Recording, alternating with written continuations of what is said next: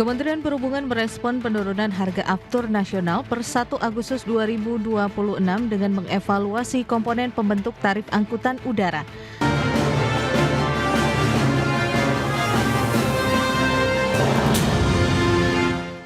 Kementerian Perhubungan merespons penurunan harga rata-rata aftur nasional dengan mengevaluasi komponen tarif angkutan pesawat, dan Kemenhub secara berkala melakukan evaluasi terhadap kebijakan fuel surcharge yang berdasarkan perkembangan harga aftur yang ditetapkan oleh penyedia bahan bakar penerbangan.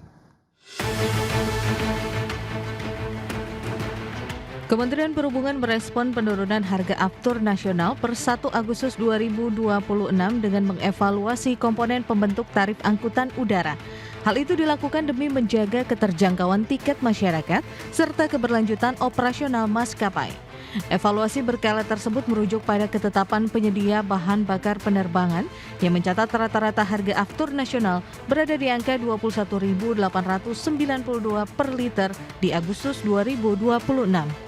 Berdasarkan keputusan Menteri Keuangan nomor KM 1041 tahun 2026, besaran biaya tambahan atau fuel surcharge bagi penerbangan kelas ekonomi dalam negeri kini ditetapkan maksimal 30% dari tarif batas atas. Direktur Jenderal Perhubungan Udara Kementerian Perhubungan Lukman Laisa dalam keterangannya menyebutkan, Direktorat Jenderal Perhubungan Udara secara berkala melakukan evaluasi terhadap kebijakan fuel surcharge berdasarkan perkembangan harga aftur yang ditetapkan oleh penyedia bahan bakar penerbangan. Dalam hal ini, evaluasi dilakukan mengacu pada rata-rata harga aftur nasional dan rentang harga yang telah ditetapkan dalam regulasi. Guna memastikan kepatuhan maskapai dalam menerapkan biaya tambahan secara terpisah pada tiket, pihak kementerian menjalankan pemantauan ketat terkait perkembangan harga bahan bakar dan skema tarif pasar. Meski demikian, pemerintah memberikan kewenangan penuh bagi setiap maskapai untuk menyesuaikan penetapan harga tiket sesuai dengan kondisi daya beli masyarakat dan strategi bisnis internal. Berbagai sumber IDX Channel. Ya, pemirsa, untuk membahas tema kita kali ini terkait dengan harga aftur melandai, momentum bagi maskapai untuk menjaga kinerja. Kita sudah tersambung melalui Zoom bersama dengan Bapak Bayu Sutanto, Sekjen Indonesia National Air Carriers Association atau INACA. Kemudian juga sudah bergabung Bapak Alvin Lee, Ketua Umum Asosiasi Pengguna Jasa Penerbangan Indonesia atau APJAPI. Langsung saja kita sapa ini. Halo, Pak Bayu, apa kabar Pak? Baik, salam sehat Mas Pras. Baik, salam sehat juga. Terima kasih atas waktu yang disempatkan Pak Bayu. Pak Alvin, apa kabar Pak? Baik Mas Pras, sehat-sehat. Baik, salam sehat juga Pak Alvin. Tadi sudah disampaikan begitu bahwa harga aftur melandai. Tapi kita akan review terlebih dahulu ini dari INACA. Pak Bayu, bagaimana Anda melihat sebenarnya fluktuasi pergerakan harga aftur sendiri begitu saat ini, dan sejauh mana sih ini memberikan korelasi ataupun dampak yang kuat juga untuk operasional maskapai penerbangan nasional kita begitu Pak Bayu? Ya, sebetulnya harga aftur itu mulai cenderung naik kan di tahun 2026, carry over dari tahun 2025 ya. Januari naik sedikit, Februari naik sedikit, tapi di akhir Februari kan terjadi perang ya. Oke. Di bulan Maret harga crude oil dunia naik tinggi sekali, tapi di Indonesia belum disesuaikan, sehingga baru bulan Maret itu harga aftur di Indonesia boleh dibilang paling murah di ASEAN gitu ya. Karena belum disesuaikan, tapi bulan April kan disesuaikan tinggi sekali karena ngikutin harga aftur juga yang tinggi gitu loh, dengan adanya perang di mulai bulan akhir Februari. Ya tentu di bulan Maret itu kita ngajukan ke pihak Kementerian Perhubungan dan termasuk juga Kementerian Perekonomian dan lain-lain terkait dengan sikap dari pemerintah terhadap kenaikan harga aftur yang luar biasa, sementara dengan aturan tarif TBA yang sudah sejak tahun 2019 sudah tidak memandai, karena harganya di tahun 2019 itu kan harga aftur rata-ratanya cuma 10 ribuan, 10.145 kalau nggak salah. Baik. Sementara harga aftur yang terjadi di bulan Maret kan sudah hampir mendekati ya 30.000 gitu loh, sehingga sudah nggak ini lagi. Hingga akhirnya disepakati rumusan fuel surcharge-nya melalui KM 1042 disesuaikan, dibuat fleksibel, jadi dibuat tabel atau matriks untuk menetapkan fuel surcharge yang paling tinggi, maksimum fuel surcharge-nya. Waktu itu dimulai dari 50%, kemudian 40%, Oke. dan di bulan Juli ini 30%. Jadi setiap tanggal 1 akan ada penyesuaian surat dari Direktorat Jenderal Perhubungan Udara terkait dengan pengumuman harga aftur dari Pertamina Patraniaga. Itu Mas, jadi Oke. penyesuaiannya. Nah, dari Apjapi sendiri melihat bagaimana kalau misalnya tadi ada fuel surcharge juga begitu dari pesawat karena adanya kebijakan penurunan, kita tahu juga afturnya sudah mulai sedikit begitu mengalami penyesuaian harga kembali dalam artian mengalami penurunan. Nah, untuk Anda sendiri melihat bagaimana Pak Alvin terkait dengan fuel surcharge sendiri begitu? Baik Mas, jadi ini dari perspektif pengguna jasa Ya. itu dampaknya agak kurang signifikan karena Oke. ketika awal perang itu fuel surcharge mendadak naik menjadi 50% dari sebelumnya 10% menjadi 50%, itu pemerintah memberikan cushion, bantalan ya, menyerap dampaknya dengan membebaskan PPN terhadap harga tiket. Oke. Sehingga kenaikan pada saat itu hanya sekitar 30% juga, ya 25-30%, karena fuel surcharge-nya naik tapi PPN-nya ditanggung pemerintah. Oke. Nah, itu hanya berlaku sampai dengan bulan Juni, kemudian sedikit diperpanjang untuk mengakomodir masa liburan. Ya. Nah, ketika fuel surcharge ini mulai turun dari 50 ke 40, PPN yang ditanggung pemerintah ini dikembalikan lagi, ditanggung oleh konsumen, sehingga praktis tidak terasa ada penurunan fuel surcharge. Padahal dari pihak pengangkut sudah turun harga tiketnya, tapi Oke. karena ada tambahan unsur PPN, itu dinihilkan. Ini kemudian kita turun lagi 10% dari 40 ke 30, itu perhitungan saya harga tiket mungkin turun sekitar 7% lah ya. Itu juga tidak terlalu signifikan. Oke. Ya inilah yang terjadi. Pihak konsumen tidak terlalu merasakan, tapi saya juga yakin pihak airlines ini juga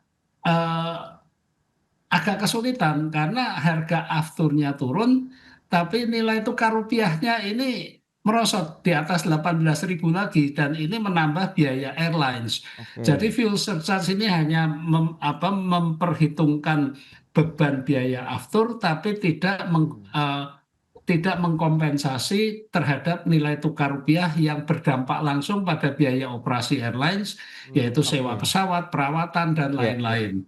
Demikian Mas Baik, Bras. baik. Ini menarik ya. Selain memang karena ada penurunan harga afturnya, tapi di satu sisi ada tantangan tersendiri lainnya ya terkait dengan kurs rupiah kita begitu yang masih mengalami depresiasi. Kita bahas lebih jauh lagi nanti di segmen berikutnya, Pak Bayu dan juga Pak Alvin. Kita akan jeda dulu sebentar ya. Dan pemirsa tetaplah bersama kami.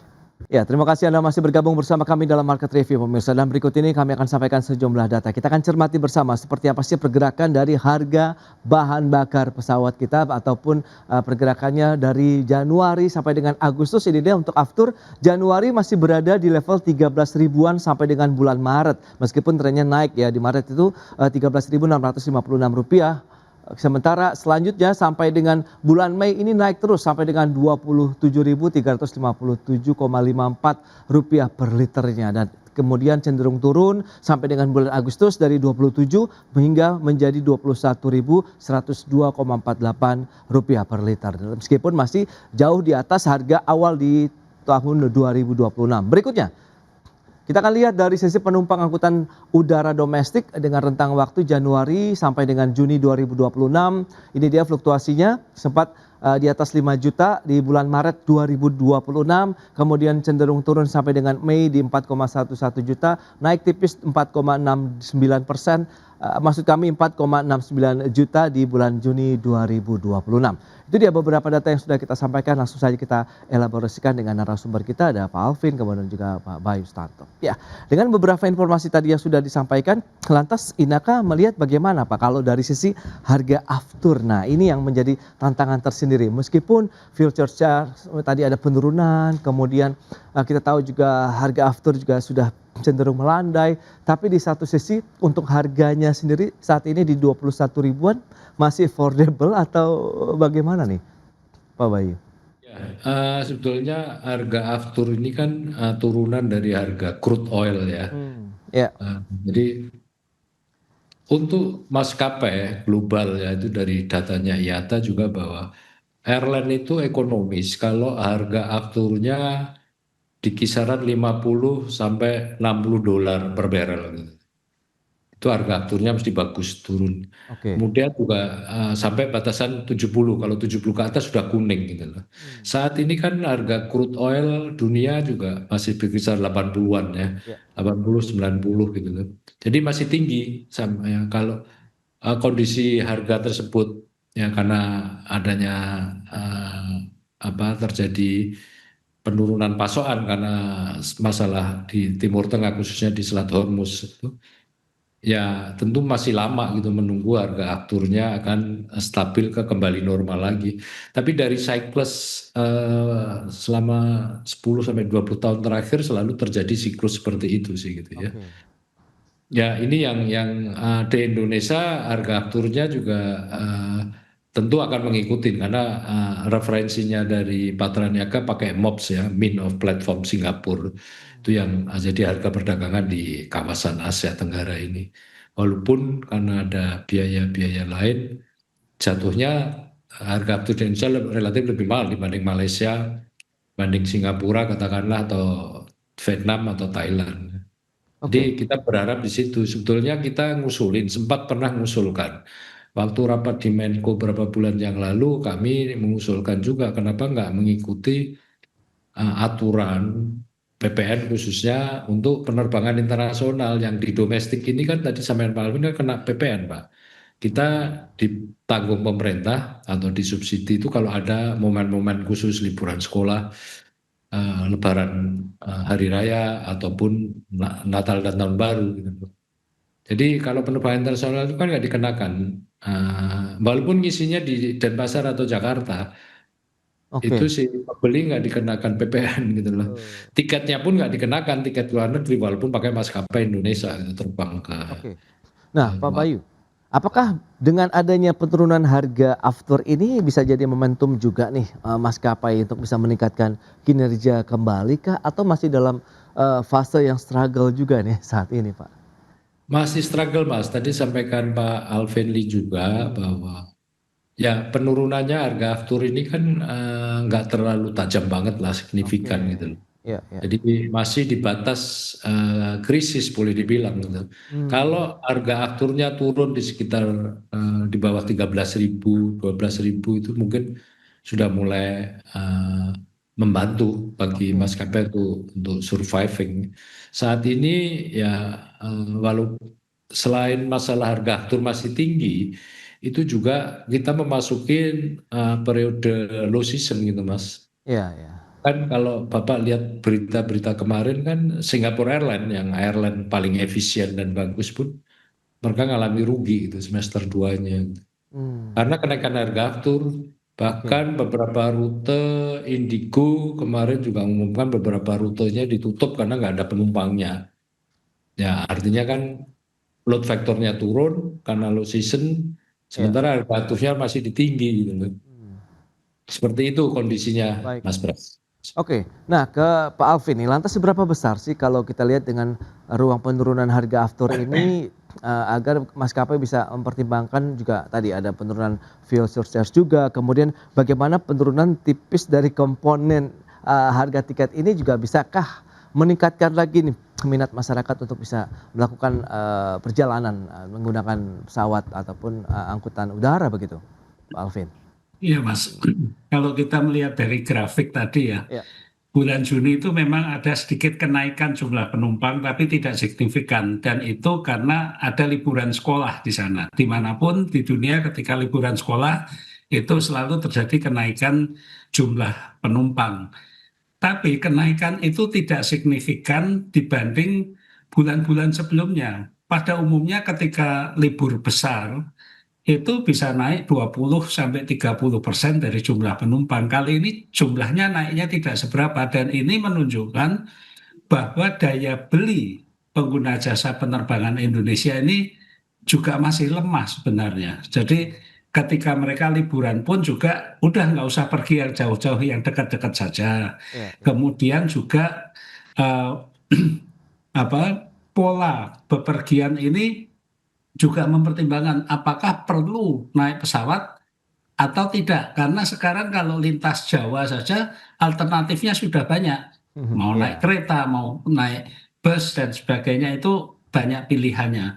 Ini menunjukkan bahwa eh, jumlah penumpang kita ini tidak meningkat besar, tidak meningkat signifikan pada saat liburan karena satu, penumpang kita ini sensitif terhadap harga, kedua, kemampuan atau daya belinya juga masih lemah.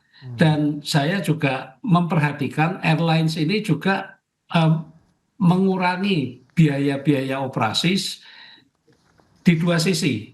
oke. Satu, melakukan efisiensi, misalnya untuk petugas check-in, biasanya ada 12, sekarang hanya cukup 6 atau 7 saja. Ya. Kemudian juga ada upaya-upaya misalnya seperti Garuda aja. Garuda ini mengubah alokasi bagasi penumpang yang tadinya 20 kilo, sekarang dihitung per piece, per koli, maksimum Oke. 23 kilo. Ini juga untuk memudahkan mereka, nggak usah lagi ngitung jumlah kiloannya, tapi menghitung jumlah kolinya saja. Ya, ya. Dengan demikian juga bisa mengurangi biaya operasi mereka. Hmm. Kemudian berikutnya juga adalah mengurangi eh, kenyamanan-kenyamanan yang ekstra biasanya. Saya juga perhatikan ya, yang biasanya di toilet itu ada pengharum ruang, ada Oke. ini apa sabun. Iya, iya. Sekarang saya lihat banyak yang sudah hilang itu. Baik, Kemudian baik. di sisi lain, airline juga mencoba meningkatkan pendapatan ancillary yang biasanya mereka tidak lakukan. Mereka mulai menjual makanan, minuman, menjual asuransi juga bahkan untuk perlindungan jika delay, jika membatalkan penerbangan. Jadi airlines ini juga mengurangi biaya, juga mencoba mendapatkan penghasilan tambahan. Ini saya melihat merupakan upaya airlines untuk bertahan hidup di tengah kondisi yang sulit ini. Jangan lupa bahwa dengan merosotnya nilai rupiah, dengan meningkatnya harga aftur, sebetulnya working capital airlines ini menyusut.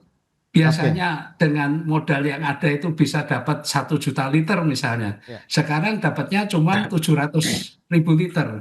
Gitu Mas Bras. Oke, itu dia strategi apa yang mungkin sudah diterapkan dan masih akankah dilanjutkan begitu strategi-strateginya di tahun 2026 ini kita bahas lebih jauh lagi nanti di segmen berikutnya. Kita akan jeda kembali sebentar Pak Bayu dan juga Pak Firly ya. Dan pemirsa kami akan segera kembali usai pariwara berikut ini. Pemirsa kita lanjutkan kembali perbincangan bersama dengan Bapak Bayu Sutanto, Sekjen Indonesia National Air Carriers Association atau INACA, kemudian juga Bapak Firly, Ketua Umum Asosiasi Pengguna Jasa Penerbangan Indonesia. Nah bicara mengenai strategi dengan beberapa tantangan yang tadi juga sudah dibahas dan diuraikan baik oleh Pak Bayu maupun Pak Alvin terkait dengan harga aftur, kemudian nilai tukar rupiah, fuel surcharge, begitu kemudian harga tiket dan daya beli masyarakat juga saat ini. Lantas bagaimana Pak strategi bertahan apa yang masih diterapkan oleh maskapai penerbangan nasional kita untuk terus bertahan hingga hari ini Pak Bayu? Ya, baik. Jadi Pak Alvin tadi menyampaikan juga, jadi memang saat ini semua airline sih mau nggak mau melakukan efisiensi, Pak. Oke. Mulai dari sisi operasional seperti fuel saving, jadi menghemat aftur. Itu banyak dilakukan waktu take off, landing maupun waktu terbang, gitu ya.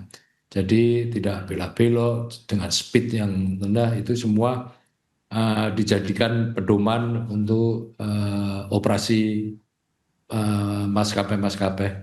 Jadi menghemat aftur dulu. Kemudian yang kedua juga karena low season ya, yang dihadapi, maka kita fokus ke segmen menengah atas yang daya belinya tidak tergerus dalam gitu ya. Oke. Misalnya kita meningkatkan kerjasama dengan Malaysia Tourism Board ataupun Thai Tourism Board ya untuk membawa turis Indonesia lebih banyak, kelas menengah atas tentunya, ya karena mereka memberi insentif banyak Pak untuk mengundang turis Indonesia. Karena turis Indonesia itu cukup banyak. Misalnya ke Malaysia aja angkanya 4,2 juta tahun yang lalu aja. Oke.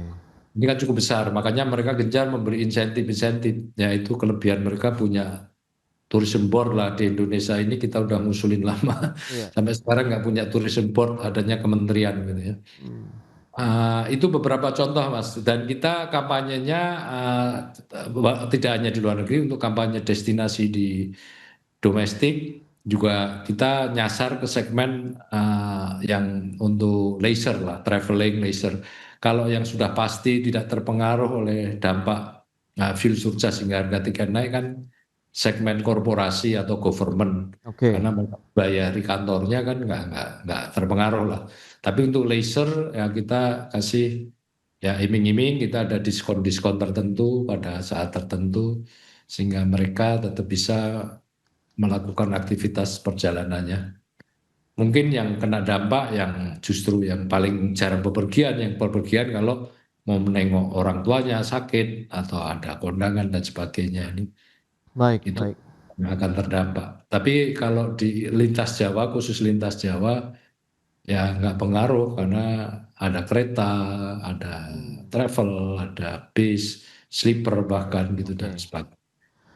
Japi sendiri melihat bagaimana tren dari penggunaan transportasi udara paling tidak sampai dengan akhir tahun 2026 ini dengan tantangan tadi. Ada aftur di sana, kemudian juga dengan fuel surcharge, tiket pesawat juga, dan juga tadi yang disasar saat ini dengan low season adalah menengah atasnya nih. Berarti akankah semakin sempit begitu nanti pangsa pasarnya atau bagaimana kalau Pak Alvin melihat?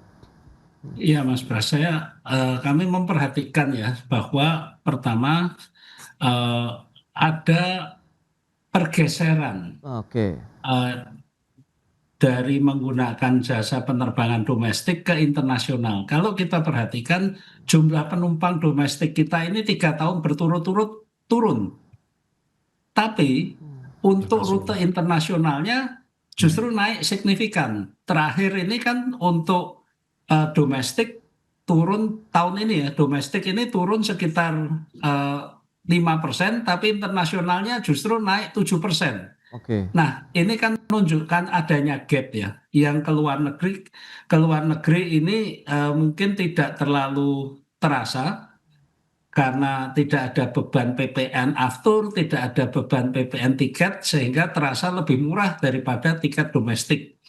Kemudian juga ini kan juga menunjukkan bahwa yang ke luar negeri untuk bisnis tetap jalan, untuk liburan tetap jalan, tapi yang untuk dalam negeri ini justru merasa sangat terdampak. Oke. Nah, yang kami eh, harapkan adalah pemerintah melihat ekosistem industri transportasi udara ini secara holistik, dan semua kementerian itu juga punya visi yang sama. Saya mempertanyakan, kalau penerbangan internasional itu bisa dibebaskan dari PPN tiket dan PPN aftur, kenapa yang domestik tidak bisa dibebaskan dari itu? Oke. Karena ini Ya. berdampak cukup signifikan bagi konsumen, 11% untuk tiketnya, dan juga 11% ketika airlines beli aftur, itu berdampak pada biaya operasi airlines dan ujung-ujungnya berdampak pada harga tiket juga. Nah, kalau pemerintah ini bisa sepakat menghapus PPN aftur dan PPN tiket, ini akan menggairahkan kembali masyarakat kita yang saat ini daya belinya ini lemah. Tidak hanya penghasilan yang turun, tapi biaya-biaya hidup ini juga naik. Belum lagi pengusaha-pengusaha saat ini sedang diobok-obok pajak semua, sehingga ya pengeluaran-pengeluaran ini dikurangi untuk Ya.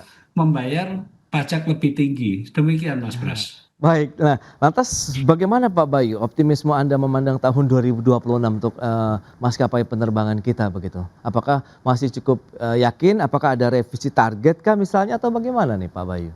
Ya tergantung kondisi ekonomi makro juga Pak, ekonomi makro negara kita maupun ekonomi makro global ataupun kawasan gitu Iya, ya. iya. Kalau dengan pertumbuhan tetap di atas 5% sih masih ada harapan lah gitu ya. Oke. Cuman kan sekarang yang terkena dampak kan tergerus itu kan kelas menengah sama yang bawah. Dan itu mayoritas pengguna pesawat jasa penerbangan pesawat udara ini kan kelas menengah ini gitu Iya, loh. iya. Kalau itu tergerus ya berubah. Tapi saya kira sih sampai tahun akhir 2026 itu nggak terlalu beda dengan 2025. Oke. Tetap yang internasional akan lebih banyak karena tahun 2025 yang jumlah penumpang internasionalnya sudah melebihi sedikit sebelum COVID tahun 2019. Sementara untuk penumpang domestik ya masih di bawah sekira kurang lebih 85-87% gitu dibanding jumlah penumpang pada saat sebelum COVID waktu yang lalu.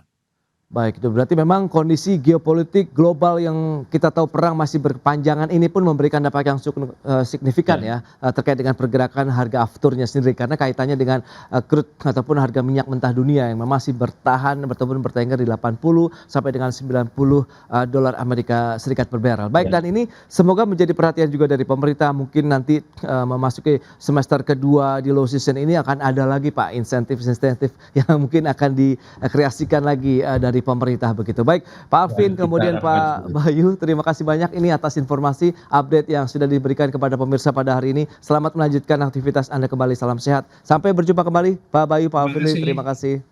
Terima kasih, salam sehat.